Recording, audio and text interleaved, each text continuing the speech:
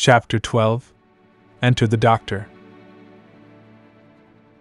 David arrived at the airport, feeling a mix of excitement and anxiety. He knew the stakes were high and that the success of their mission would be greatly aided by the knowledge of the missionary doctor.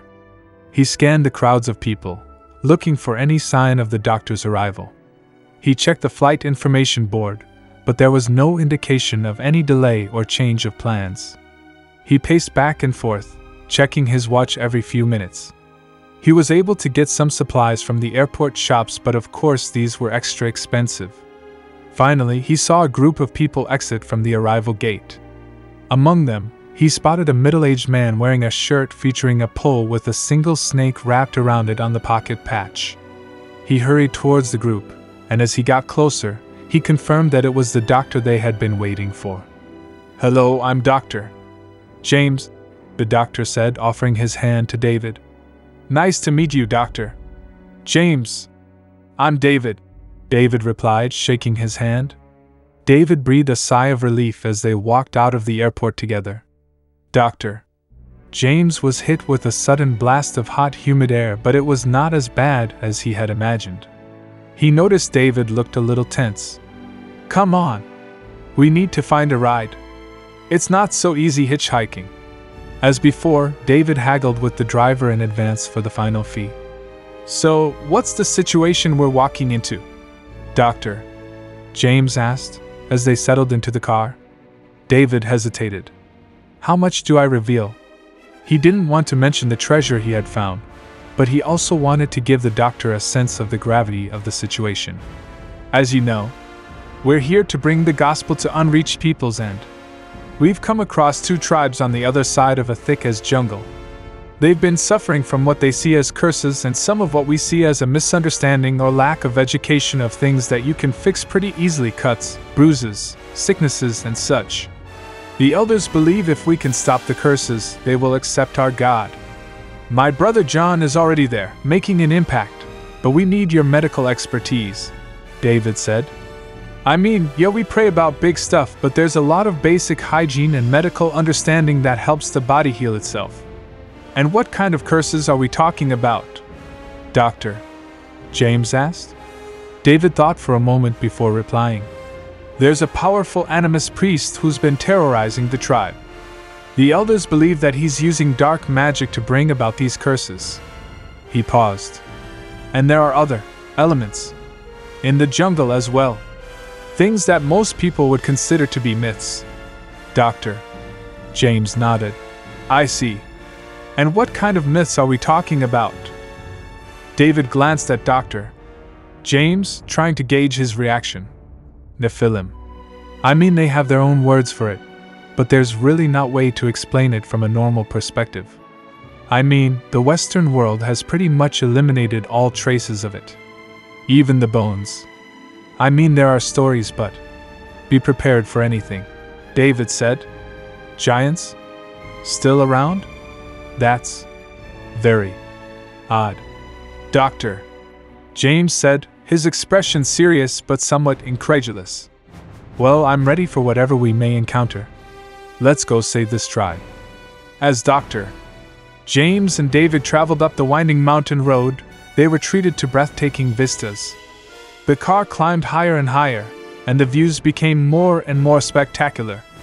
To their left, jagged peaks rose up into the sky, their snow-capped summits glistening in the sunlight. To their right, steep cliffs plunged down into deep valleys, their rocky faces etched with lines and shadows. David appreciated it all the more from the comfort of the ride. As they reached the top of the mountain, they could see the jungle in the far distance, a vast green expanse that stretched out as far as the eye could see. The road began to descend and the vistas changed. Lush vegetation and dense jungles replaced the rocky terrain they were driving through before. The canopy of the jungle seemed to go on forever, a sea of green that rolled out before them. The road was rough and bumpy, winding its way down the mountain, but Dr. James and David were too mesmerized by the views to pay much attention. They caught glimpses of small villages nestled in the valleys, and the occasional waterfall cascading down the cliffs. The air was fresh and clean, and the sun was shining, casting a warm glow over everything. As they got closer to the jungle, the road became more and more treacherous, but Dr. James and David were determined to reach their destination. Dr. James knew that the journey would be challenging for him in particular, but the vistas they were seeing made it all worth it. The doctor felt a sense of excitement and adventure, knowing that he was embarking on an incredible journey. As the car was reaching the end of the road, David's face was etched with tension. Dr. James noticed and asked, "David, is everything all right? You seem on edge." David hesitated for a moment before replying, "It's just that. There's a creature in the jungle that I've seen with my own eyes. Nephilim. It's a bloodthirsty monster that's been killing people." Dr. James raised an eyebrow. "The Nephilim? Aren't they supposed to be a myth? I thought they were wiped out ages ago." David shook his head. "I used to think that too, but I've seen it.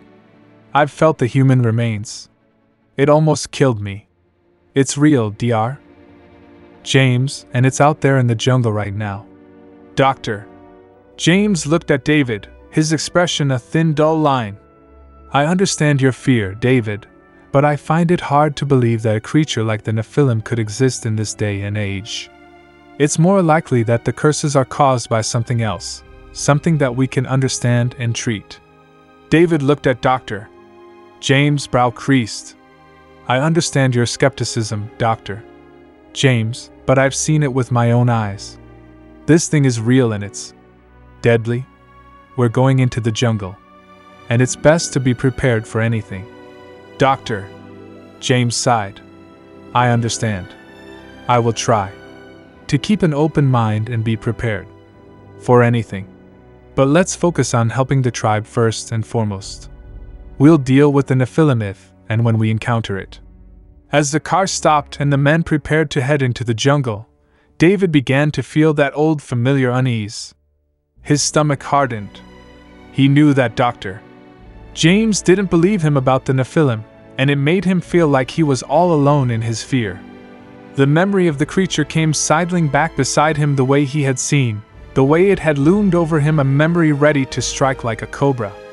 He knew that it was real, and that it was out there in the jungle, waiting. David couldn't help but wonder if he had made a mistake in bringing the doctor along. He knew that the doctor's expertise would be valuable, but he couldn't shake off the feeling that he would be a liability in the face of the Nephilim. Can he even defend himself? The responsibility of protecting the doctor could fall to him. As they walked into the mouth of the jungle, David struggled with the conflict between fear and faith. He knew that they were on a mission to help the tribe, and that they were doing the right thing. But he couldn't shake off the feeling that they were walking into a trap, and that the Nephilim was waiting for them. He knew that he had to trust in his faith and in his own abilities, but the fear was gnawing at him like a dog on a bone, making it hard to focus on anything else.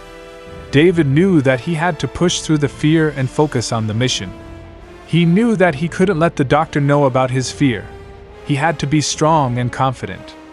But inside, he couldn't shake the feeling of dread, knowing that the Nephilim was out there, watching and waiting for them. Dr. James found his own muscles tightening. He was clenching his jaw. Yet, how can this grown man who seems perfectly reasonable believe in the continued existence of the Nephilim now? It was like trying to grasp smoke in his hands.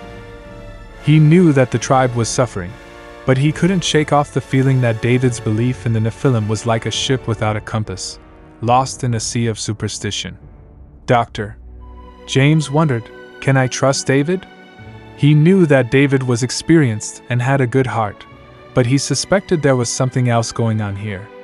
He couldn't quite shake off the feeling that David's belief in the Nephilim was like a cracked mirror, distorting reality. He wondered if David would be able to make rational decisions, if David would be able to lead them through the jungle and protect them from whatever was out there, or if he would be like a blind man in a maze. Keep an open mind. Be prepared for anything. It's a jungle. Of course I have to be ready.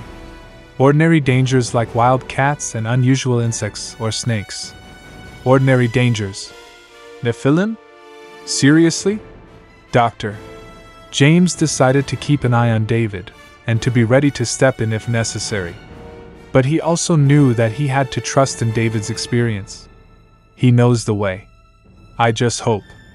David navigated their way through the jungle with extra caution, his eyes scanning the dense foliage for any sign of danger.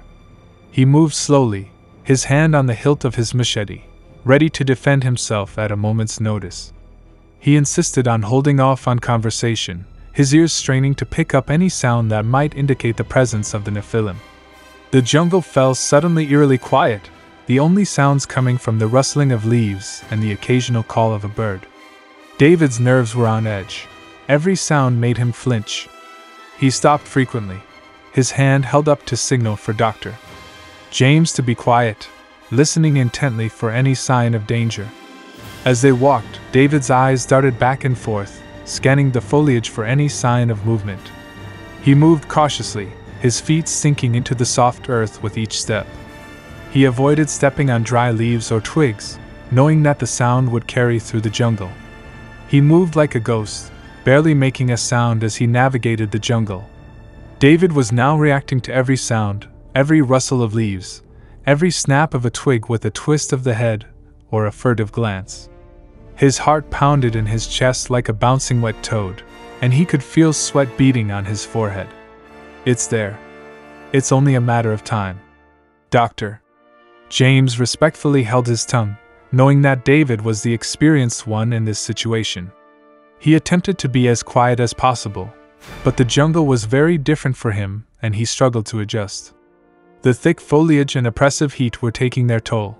His legs were starting to drag as if attached to full buckets of water. He fell a couple feet behind David, then a couple more feet and a couple more. He found himself constantly wiping the sweat from his forehead and taking deep breaths to steady himself. The dense underbrush and uneven terrain made it hard for him to keep his footing. He stumbled several times, almost losing his balance. His legs ached from the constant effort, and he could feel blisters forming on his feet. He was not used to this type of terrain, and he had to push himself to keep going. The heat was also becoming a struggle for him. He was used to the climate, but not accompanied with this level of exertion. The sweltering heat now sapped his energy. Clothes stuck to the skin and his throat felt like it was growing scales. He longed for a moment in a sweet air-conditioned office or an icy cold bottle of water straight out of a fridge, but he knew that to be an impossibility. Despite his struggles, Dr. James was determined to keep going.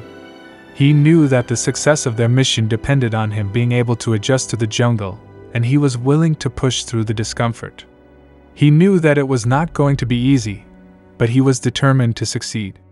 David chose a dark spot under a fallen tree to go to sleep, hoping that it would provide them with some camouflage and cover from predators. He knew that it was important to be as hidden as possible, and he felt that this spot was the best option. He did not want to light a fire, as the light would draw attention and could reveal their location to any potential dangers in the jungle. He quickly set up a small tent, making sure that it blended in with the surrounding foliage. He also strung up a tarp overhead, to provide additional cover from the elements. He then prepared a small area for sleeping, laying out a few blankets and some inflatable sleeping mats. David made sure that they both had battery-powered torches and instructed them to keep the light to a minimum, only using it when absolutely necessary. He also warned the doctor to keep his voice low, and to avoid making any unnecessary noise. He knew that they had to be as stealthy as possible if they wanted to stay safe in the jungle. As they settled in for the night, David suggested they take turns keeping watch. Even when it was his turn to rest, he found the tension in his body unceasing. His eyes were shut, but his ears were listening to every animal call, every cricket. It was as if he could hear even the tiniest of insects crawling across a single leaf. What else might be lurking in the darkness? At first light, they broke camp, quickly and efficiently packing up their gear. David carefully led them through the jungle, giving the lost temple a wide berth, as he knew that the Nephilim might be guarding it. He moved cautiously, his eyes scanning the dense foliage for any sign of danger. The doctor followed his lead, keeping his movements quiet and his voice low. David navigated through the jungle with increasing skill, avoiding the thicker underbrush and the more treacherous terrain. From the doctor's perspective, David seemed expertly feline in his movement, confident but sharply careful, always keeping an eye out for potential hazards. David was determined to get them both to the tribal village as quickly and safely as possible.